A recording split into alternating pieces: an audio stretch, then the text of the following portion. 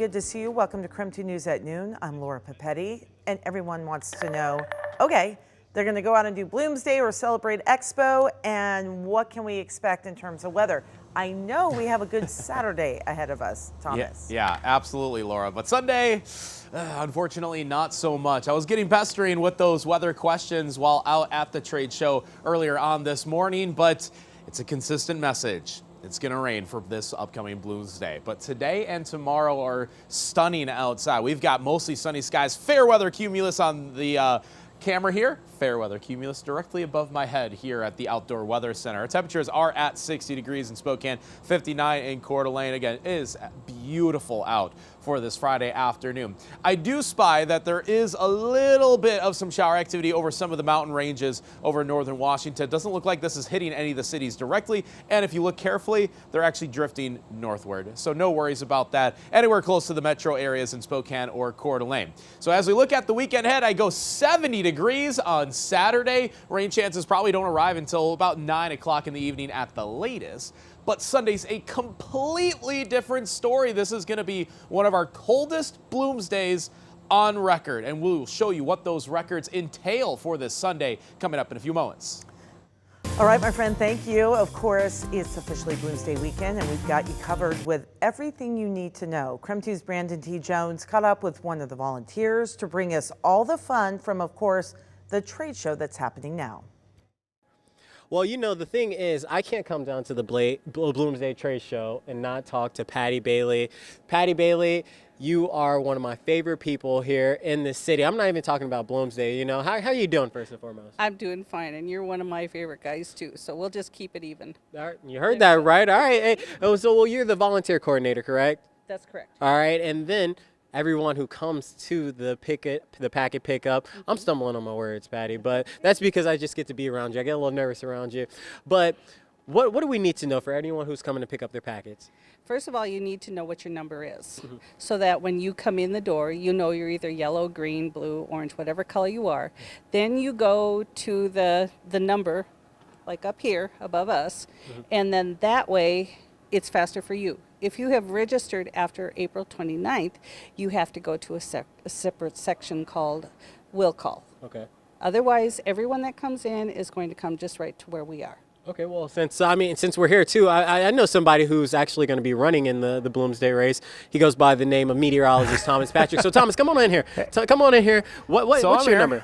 So my number is 4,757. I'm in the yellow group, and I believe this is the spot that I have to go to. So then a volunteer is going to look for your number through all of these different ones.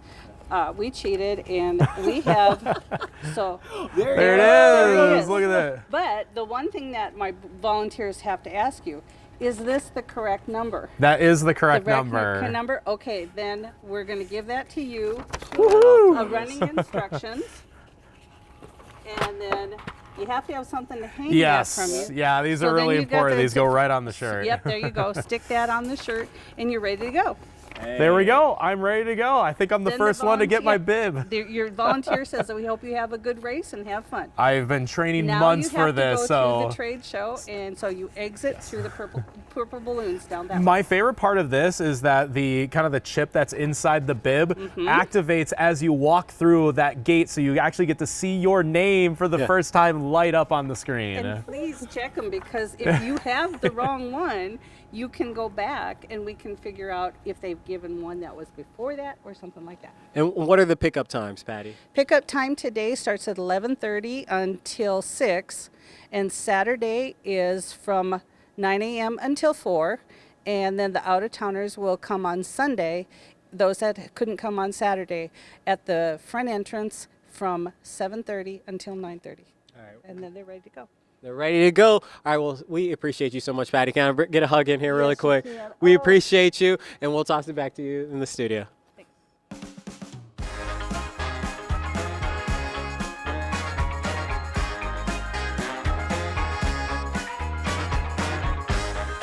The World Fair.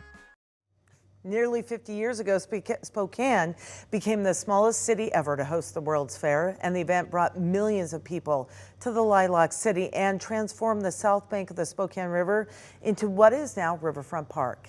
And tomorrow's celebrations kick off to celebrate 50 years since Spokane got to show the world all we have to offer here in the Lilac City. And there are more than 100 events happening for the celebration that are going on starting this weekend through the 4th of July.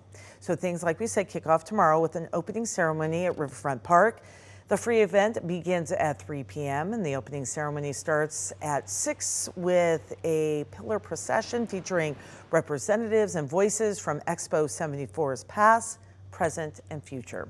The event will also feature cultural performances from half a dozen local organizations as well. And it starts the 100+ events that are happening all around town for the Expo over the next several weeks. So if you'd like to learn more about all the celebrations associated with Expo 74, just text the word Expo to our text line at 509-448-2000. We'll send a link with that information right to your phone.